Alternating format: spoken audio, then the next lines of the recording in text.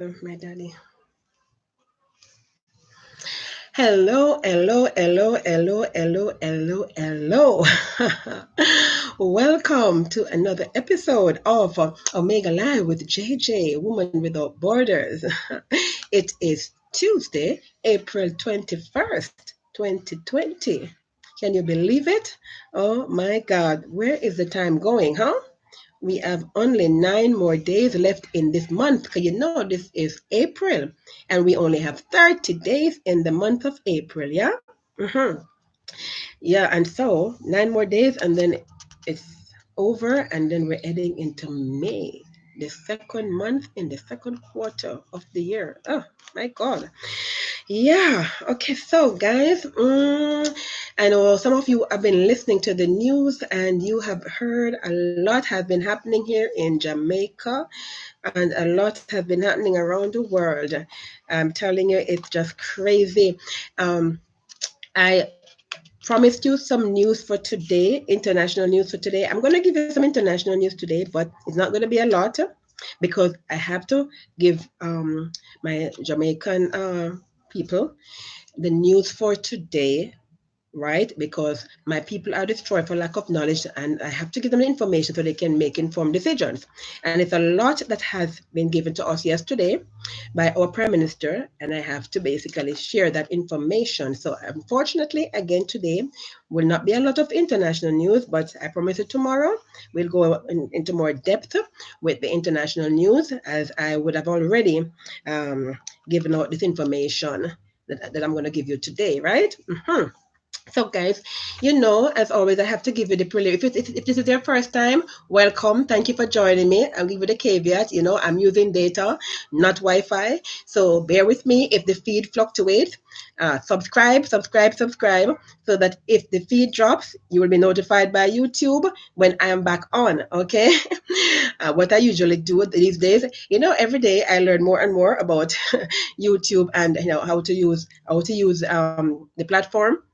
So I discovered that if the feed drops, all I have to do is continue, and then I do a playlist and I send out that playlist link, and so people can get to watch it continuously, right?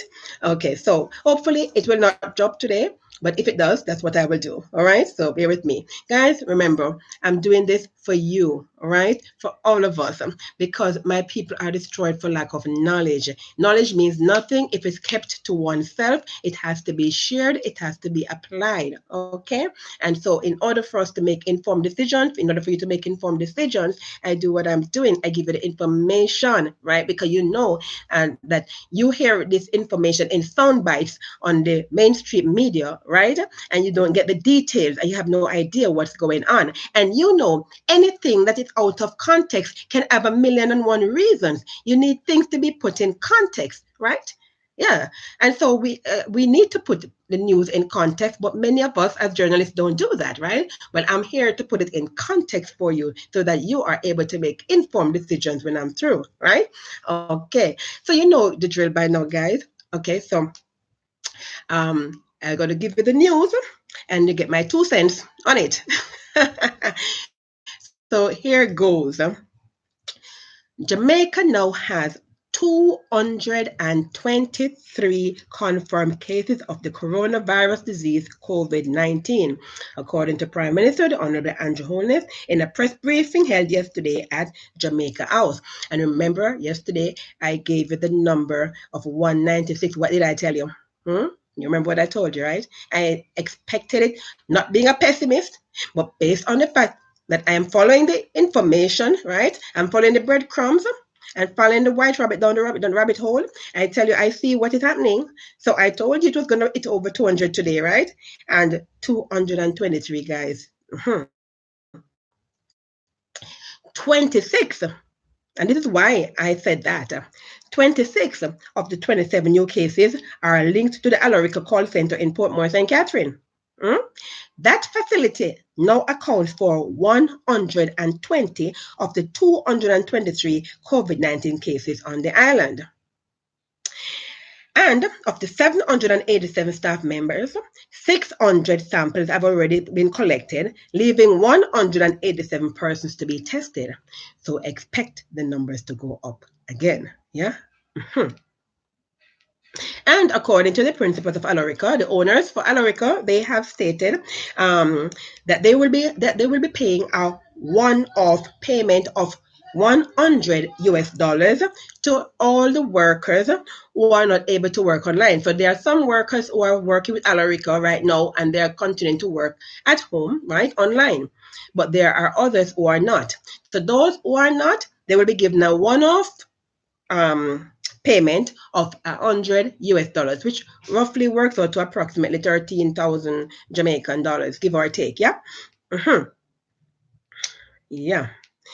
So against this backdrop, guys, the Prime Minister has announced that all ALL, all BPOs are to close for a period of 14 days, effective tomorrow, that is Wednesday, right? The 22nd of April. According to the Prime Minister, the decision to close the BPOs was not taken lightly given the impact on jobs, and we understand that. And I spoke about that before. You, for those persons who missed that episode, you can go back into my library about 2 weeks ago. And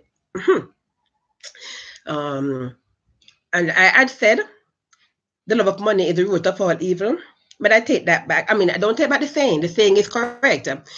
But with regards to them, I take that back in the sense that it's not applicable to them because I understand they have 40,000 plus workers in the BPO. I mean, to shut down an institution with 40 plus thousand workers, sending them home, that would not be cool, yeah? Wouldn't be kosher at all. Yeah, so the Prime Minister says, we will be reviewing all BPO operations to ensure that they are in keeping with the standards set out by the Ministry of Health and Wellness and with the requirements of their license. So to give you some context on with that, guys. So Alorica, right? And I have this. This episode was also done last week. I think it was last week, Monday or Tuesday. So you can go and check in the library. When I told you that they had done some tests, right?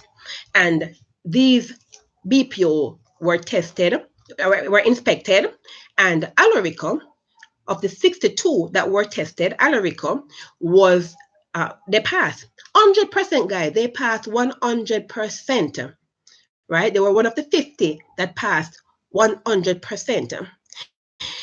Here is my question now and my contention. If Alorica passed 100% and they have 120, because apparently they said the only instruction that was given to them was that they were supposed to wear their mask, right? And that was done. So they were wearing their mask according to the reports. Yeah. If this is so, they pass inspection and they have, as of today, 120 employees. I would like to see some tests done at those 12 institutions, right? 62 tests were done, 62 infections were done, 50 passed, 12 failed. I would like to see some tests done on those employees for those 12 call centers. Are you with me, guys? If you are, give me a thumbs up and comment on it. Let me know how you feel about this, right? Wouldn't you like to see them do some tests on these persons, right? Because here is 1 out of the 50 that passed muster. Everything was good according to them, yet they have 120 cases. What about these places that did not pass? What's going on? Has any test been done there? If not, why not? I hear we don't have sufficient test kits. When are we getting more test kits? Could we get some information on that, please? Right? Okay. All right. So next on that, a one-off $100 is what the Alorica owners are going to pay these workers. Now, remember, these persons were working. So they do not fall into the stimulus package that was being offered by the government, right? So if it is that they are still working and it's due to the fact that the COVID-19 has caused them to not work, obviously, right? The BPO is closed down. $100? Really? Shouldn't you be giving them like some redundancy pay? What is the redundancy pay, guys, in the country? Who knows the labor laws? We need to know exactly how much. I think, if I'm not mistaken, it should be at least 2 weeks' pay. And as I understand it, these BPOs, they pay well. Right? The salary is good. So $100 does not cover 2 weeks' pay. So at least 2 weeks' pay should have been given to each worker, is my opinion. You agree with me, guys? If you agree with me, give me a thumbs up and subscribe and like and share and give me a comment on this. Okay, let me know how you feel about this. Yeah, that's my opinion on this. Okay. Oh, my aunt. My aunt, the one in Mandeville, yeah, she says it should be $500. Yeah, she said each person should be given 500. I was like, I'm sorry, auntie, $500 maybe a little bit too much. Not that it's too much, that they're not worth it or not, they're not entitled to it. But in terms of the fact that there are so many of them, that's a lot of money to give out. I understand at once, especially considering the fact that you've been closed down. So I can understand that they're trying to minimize and economize, etc., etc. But 100, we're saying is too little. Find a middle ground between that 500 and that 100. But that 100, really, think about it. Yeah. Okay. All right. So to give you some more context, so the total amount of tests that were done as of the report that we got, right? 1,889 tests were done. Yeah, 1,889 tests were done. And of course, you know the number that came back positive, right? The 223 came back positive. So you know the difference of those who were negative, thank God, was 1,655, right? 1,655 came back negative. There are 11 pending, 11 are outstanding. So you know the test results come back every 24 hours. You understand that, right? So every 24 hours, they have an idea what's going on. That's how long the test results take for them to receive it. So by tomorrow, I would have had information for you concerning these 11 that are pending today. So by tomorrow, we'll know if those 11 are positive or negative. Okay, if they are positive, so you know my number of 223 is going to go up. Yeah. If they're negative, we say hallelujah. All right. Oh, and yes, as I said earlier on, 600 of the Alarico employees were tested. We still have 187 who have not yet been tested. So again, that number is subject to change. Okay, and continuing. There's much to talk about, so I won't spend much more time on that part because you already know how I feel about that, etc., etc. Okay, so continuing. According to the Chief Medical Officer, Dr. Jacqueline Befacer McKenzie, there are now 6 deaths as a result of COVID-19. The disease most recent victim is former UA Emeritus Professor of Inorganic Chemistry, Professor Das Gupta, who had tested positive for COVID-19. Okay. Now, the Chief Medical Officer has basically expressed condolences to the family. But here's my thing, guys. And I'm not pointing fingers and I'm not saying there's anything untoward was happening here. However, up until the press conference,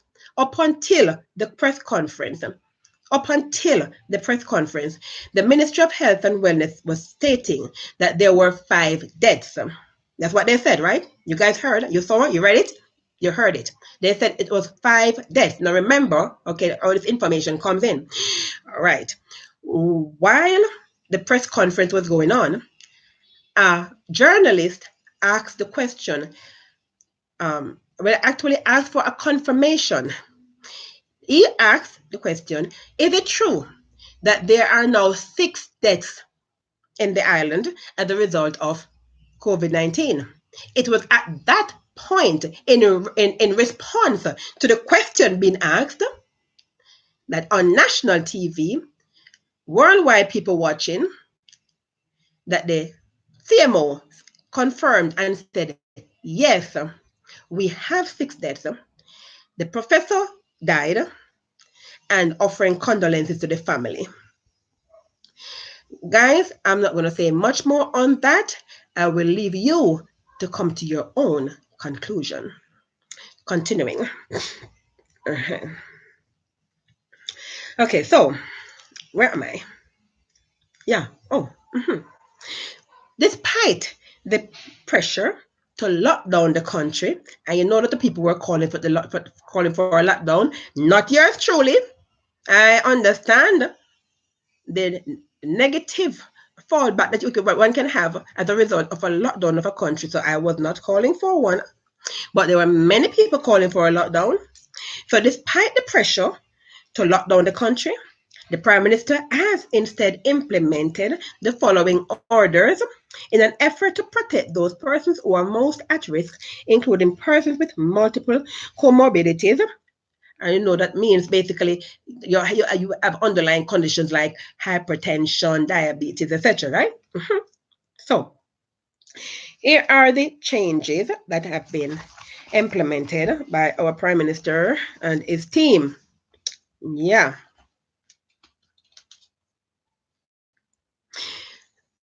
Effective tomorrow, Wednesday, the 22nd, and for the next 14 days, the new hours for the all-island nightly curfew will be from 6 p.m.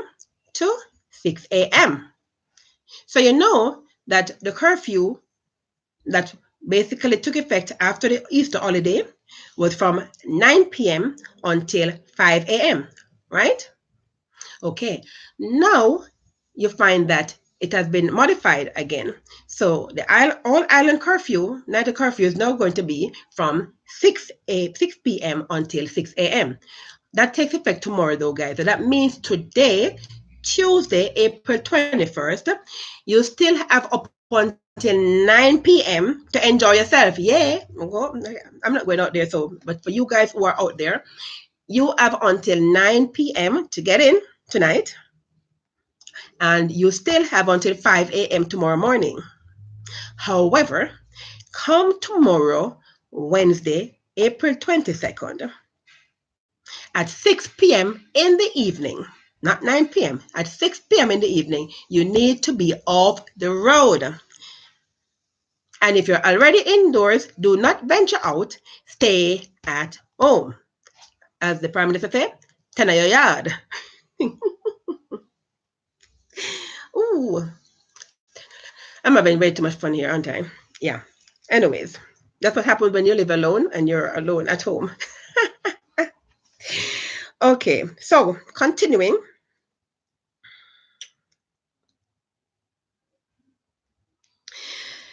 The work from home order has been extended for a further 14 days. And guys, you do understand, right? That is until May 6th. Yeah. And the prohibition on gatherings of over 10 persons is also extended for another 14 days. Yeah. And the market hours have also changed. So people will be happy with this one. Yeah. The market hours, instead of having 2 days to go to the market, so you don't have to bundle up anymore, guys. You don't have to act as though the food is going out of style or food is ration. The food will be there. Okay, so now we can have persons who are actually going to the market and doing as we used to do when you didn't have all that bundling going on, right? Markets will be open from 6 a.m. until 4 p.m. Right. The exception being on Sundays. So you know the Prime Minister now has no movement days. Tell you about that in a minute. So Sunday is a no movement day. So there will be no marketing on Sunday, but you can go to the market Monday through Saturday. Yes. Working hours have also been changed. So for those persons who are still working, all right, Not like some of us who are home, right? Some people still have to go out to work and still can't afford to. So those persons who are working, the hours have been modified. So now you go to work at 8 a.m. and you reach home by 4 p.m. So of course, we talk about the commuting hours, how this will affect you in terms of transportation. Okay, so the public transportation by the JUTC, the Montego Bay Metro, and all licensed carriers. And I am sure if I am wrong, somebody will correct me, but all licensed carriers should mean taxis, yeah, including taxi operators, right? They can operate from 5 a.m. to 7 p.m., right? From 5 a.m. to 7 p.m. Basically, what they're saying is that you have, before curfew ends at 6 a.m., you have that 1 hour to go out, right? To leave from your home. You're going to pick up people to take them to their different abodes and their workplace, etc. So you have that 1 hour time to sort yourself out. And then you have that 1 hour time after curfew closes at 6 p.m. up until 7 o'clock to reach home. So hopefully all of you or taxi operators and the drivers of the JUTC or the Montego Bay Metro bus, you all will have 1 hour to get home, and hopefully you'll be living within that 1 hour distance from the terminus or the bus park to your home. You have an hour to get home. Yeah. Mm-hmm. And then continuing, the minimum distance for physical or social distancing has been increased. So whereas before they had said, guys, that you were supposed to be 3 feet apart, now it's 6 feet apart. I had wondered about that, because I know I heard all over the place, overseas and local, that the virus can travel at least 6 feet. So I was wondering about this 3 feet apart social distancing guideline. So yes, it has been modified, and now you are mandated to stay 6 feet apart from the next person beside you, wherever you are. Of course, except if you're in your house and you're virus free and you have not gone outside and gotten the virus and all that good stuff. If you are in the house and you have the virus, of course, you'd have been isolating in your room, lock up in your room.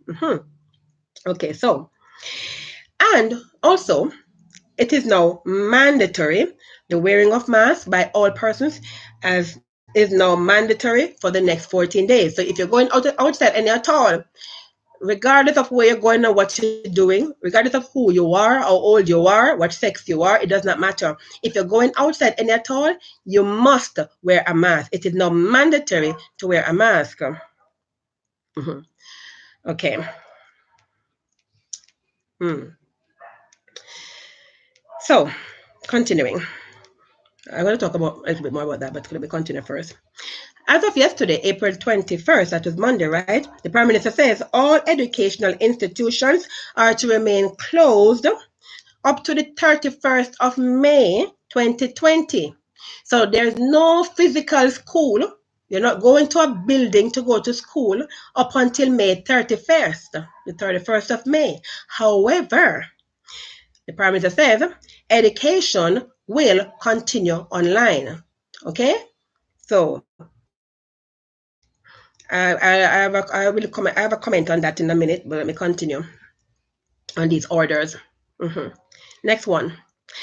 And our borders will remain closed up to the 31st of May 2020 with controlled re-entry of Jamaicans subject to the established protocols that will be announced at a later date. The Prime Minister said they had not yet made a decision as to when this re-entry would commence. And according to the Prime Minister, quote, there is no set of perfect measures. There is no set of measures where everyone will feel that they have won. There is no set of measures that does not require every citizen some sacrifice.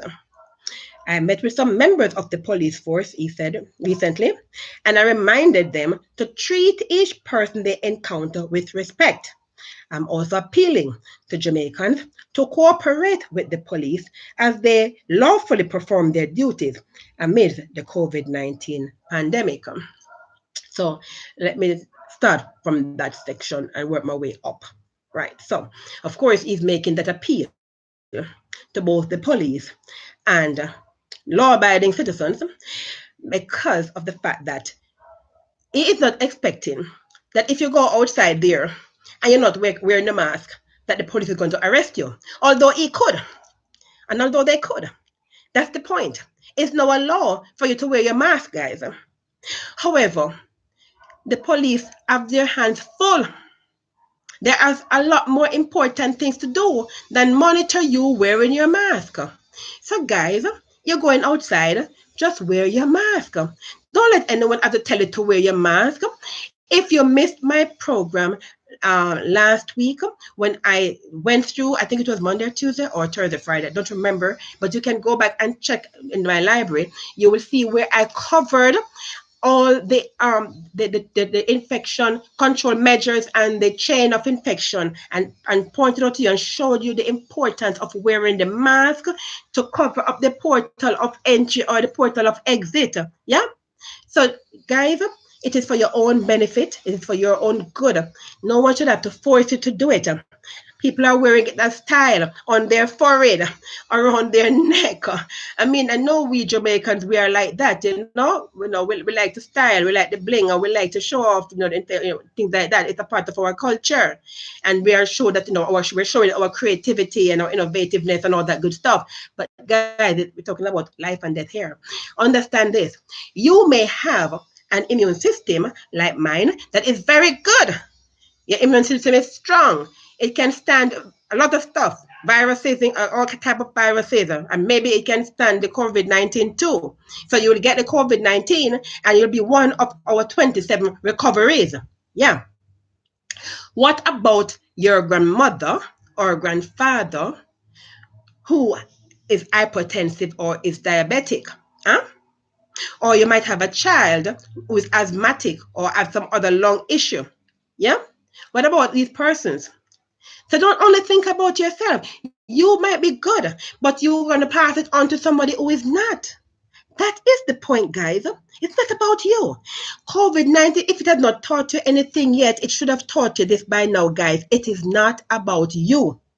So stop this I, me mentality and get out of that selfish mode and become exactly who God wants you to be. While He's allowing this COVID-19 to continue, because we know that He is God and He can stop it anytime if He wants to. But I believe, my 2 cents, my opinion, that He's allowing it because there are some people who still don't get it. There are still lessons to be learned from this COVID-19. And we have to learn our lessons. Guys, if you don't learn, we are bound to make the same mistakes again. And guess what happens next time? It's going to be worse. Right?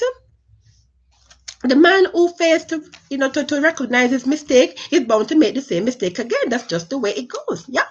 All right. What else would I say about that? Yes, the borders close. Before I respond to his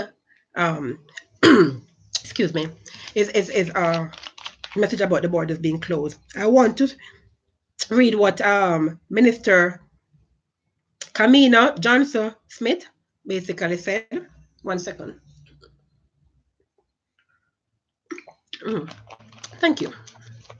So,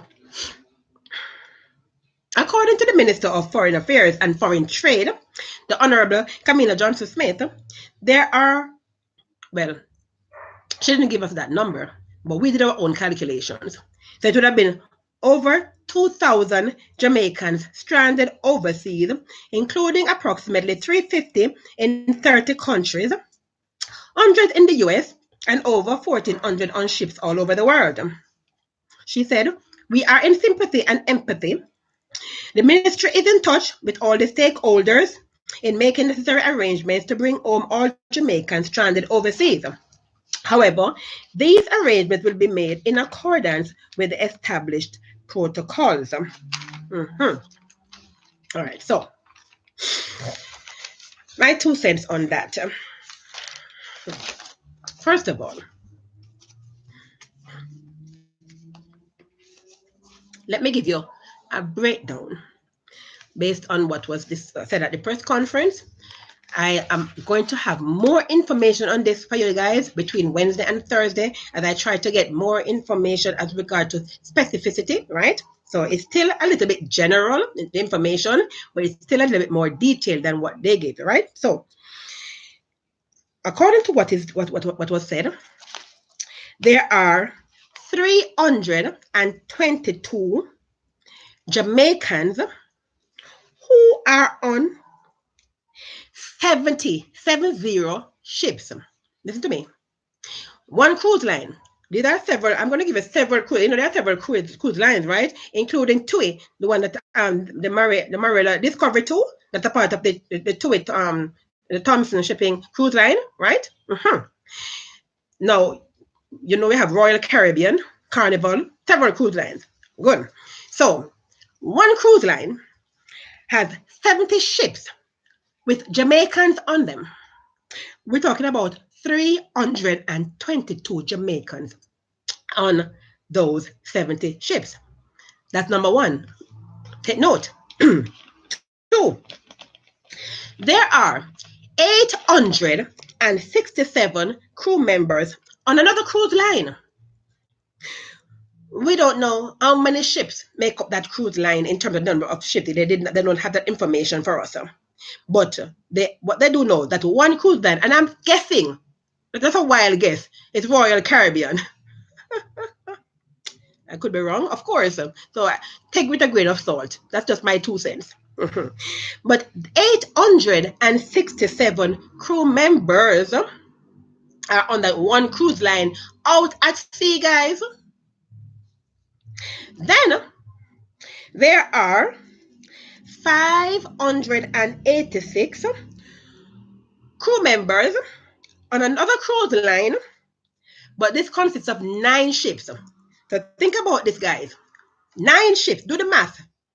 9 ships have 586 Jamaican crew members out there in the wild sea. Yeah, Atlantic, Pacific, wherever. Yeah, Indian Ocean, maybe. Yeah. All right. Then there are 90 crew members on another cruise line consisted of 6 ships. So 6 ships out there, different cruise line we're talking about now, that has 90 crew members on it. And then we have 128 crew members on another cruise line consisting of 4 ships. Are you listening to me, guys? And remember, this number that you have given here, right? It was not pointed out as to whether or not our 43 that are at the Southampton dock in the UK is a part of these numbers. So you can either add it to this, or you can say it's inclusive of this. I will have more details for you during the process of this week. Yeah? Okay. So when you do the math with that, guys, what do you get? You see right there, right? 2,000. Hold on. I'm not done. That is just on the ships, guys. On the ships. She further stated that there are approximately 350 Jamaicans around the world in 30 countries who have expressed an interest to come home. But because the borders are closed, they cannot. They are experiencing hardships where they are located. They want to come home. Okay. Not to mention, she said, the hundreds, her words, not mine, the hundreds of Jamaicans in the United States of America who want to come back to Jamaica. And again, because the borders are closed, they cannot return home. Yeah? So guys, you do the math with regard to those numbers. I'm not going to say much more about the numbers today because I need more details. I'm going to say just one more thing about the number. I knew about this, that it was not just the Marilla discovery, because one of my students is actually working on one of those ships, and she is in Barbados. She's in the Barbados pier on the ship. She tells me the ship is docked in Barbados. They can't come off the ship. The ship is docked at Barbados, and she's on that ship in Barbados. So I know for a fact that it was not just the Marilla discovery, but we have